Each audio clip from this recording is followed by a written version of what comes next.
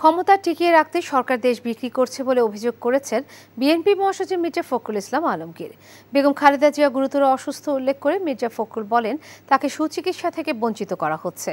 নয়াপল্টনে এক দোয়া অনুষ্ঠান শেষে তিনি কথা বলেন। একই স্থানে যুবদলের নতুন কমিটির নেতারা বিক্ষোভ মিছিল বের করে। হাসান মাহমুদের রিপোর্ট। এখন জন্ম সনদ দিয়ে খোলো বিকাশ স্টুডেন্ট অ্যাকাউন্ট। নিজের বিকাশ নিজে কর। বিএনপি চেয়ারপারসন বেগম খালেদা জিয়ার মুক্তির দাবি তুলে রাজধানীর নয়াপল্টনে যুবদলের নবগঠিত কমিটির নেতারা বিক্ষোভ মিছিল বের করে। মিছিলটি ফকিরাপুল থেকে নাইটিঙ্গেল মোড় প্রদক্ষিণ শেষে নয়াপল্টনে শেষ হয়।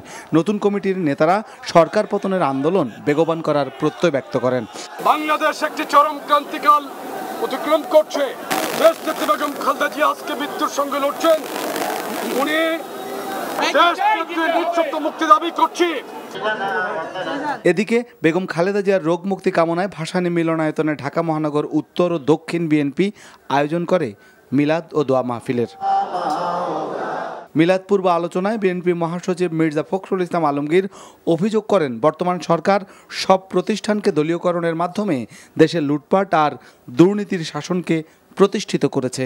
এমন কোনো প্রতিষ্ঠান বাকি নেই গণতন্ত্রের যে প্রতিষ্ঠানগুলোকে তারা ধ্বংস করেনি।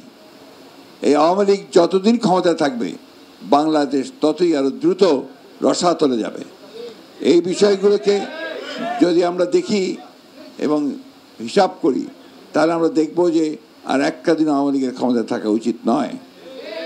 নিজেদের ক্ষমতাকে দীর্ঘায়িত করতে সরকার দেশকেই বিসর্জন দিচ্ছে, অভিযোগ বিএনপি মহাসচিবের। যে আজকে এই সরকার ক্ষমতায় যতদিন থাকবে আমাদের স্বাধীনতা থাকবে না, আমাদের সার্বভৌমত্ব থাকবে না। বিভিন্ন জায়গায় যাচ্ছে গিয়ে আপনার ভালো সম্পর্কের নাম করে তাকে ক্ষমতায় টিকিয়ে রাখবে এই কথা বলে সে বিভিন্ন আমাদের দেশকে বিক্রি করে দিচ্ছে। তিস্তা নদীর পানি আমরা পাই না, ফারাক্কার পানি আমরা পাই না। সবাইকে ঐক্যবদ্ধ হয়ে ফ্যাসিবাদ বিরোধী আন্দোলন গড়ে তোলার আহ্বান বক্তাদের। Hasan Mahmud, NTV news, Dhaka.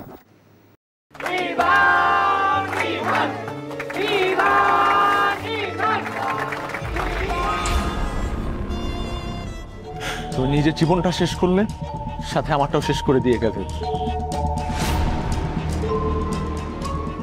আপনি মেয়েটাকে চেনেন না? না।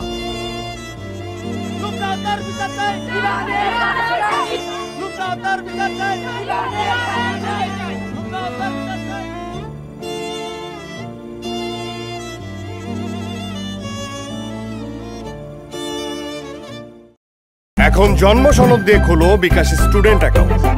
নিজের বিকাশ নিজে কর।